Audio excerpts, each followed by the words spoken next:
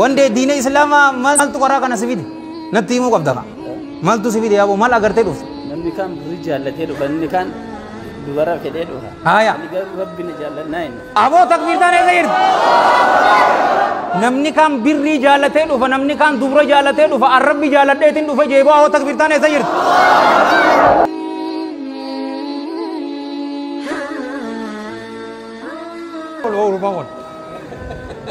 hii wande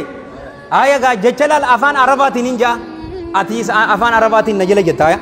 yeroo san islaaminatti seente jirti ashhadu alla ilaha illa allah wa ashhadu anna muhammadan rasulullah esa jirti wo takbirtan awo baka gara diine islaamaa dhufte wande maka jijjiiramuun gaa dirqama hin qabu maqaan isaa wajjinis gaa shirkii wajji walitti rarra'u garuu yoo maqaan jijjiiradhe yookaan maqaan hin qaba jette yoo maqaa bareedaa tokko baafatte siif qaniin yoo maqaan kun naafu yoo jettes uummata gara rakkoon sirra hin jiru maqaa islaamaa bareedaa masaa tokko naa kenna aboo ta'i aboo maqaa bareedaa tokko maal jettanii baastanii nama tokko mee hamza aboo ta'i hamzaa tana baasnuufi aboo lakkii boo maqaa rabbiin jaallatuun baasaaf boo aboo abdurrahman jenneen boo baga rabbi si fide diliin tee cufaatu siif araaramte jirti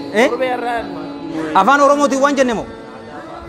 shahaadaa wanni amman tana afaan arabaatiin anjee ati deebiste yaa abdurrahman ashahadu jechuun aniin kun nin beekaa yookaanuu ragaan baha allaa ilaaha haqaan gabbaramaan hin jiru ibadaa cufa haqa godhatu gabbartii cufa haqa godhatu hinjiru illa Allah malee ammallee nabi Muhammad sallallahu alaihi wa alihi wasallam gabricha isaati fi ergamaa isaati jette obboleeso si galte miti akkas jette baga diine islaamaa bareedaa dhufte bo awoo takbiirtaan takkasima daanga maqaa ingati sheek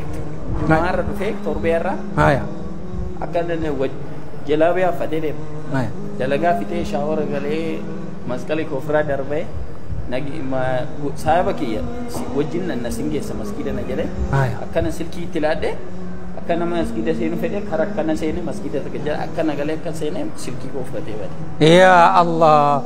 awo silkii sanuu asitti ummati walitti baasee sii bita qaw rabbi jiraate man masgidan singeessa jira an silkii nan himnena ya rabbi jedhe chuma na wadde an silamummaa fedhen dhufe akka feetu na godhi ya rabbi jedhe lafti naan zoora wallahi etuna chidabaddu jumaa fitanii baanii baajaajii seeneen gale bakka waan tokko namatti hin dubbanne waan tokko wajjin mucaan hin beeku isaa sibit eessumatti wal hin beekne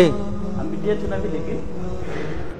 isaadhaan nageessi masgiidan jedheen singeessa rakkoon qabannee galgalanne itti himme ganama shaaworii galee dalagaa fite nageessi gaafa jiru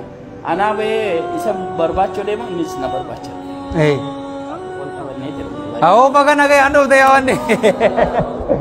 yoo mobaayil feete wallaahi walitti baasnee mobaayil sanis sii binna oo awoo akkam jettan hin binnuufi awoo wandee sii binnu oo sii binna boo wallaahi ni binnaaf awoo ani amma callaa hin qabuuti ani qarshii 500 hunnooti isaafiif qabeetiin jira boo obboleeyyan kiyya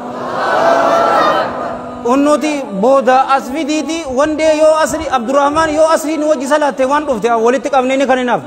aboo hunnooti ana bira fida gariin keessa yoo agartan garii ammoo isatti fida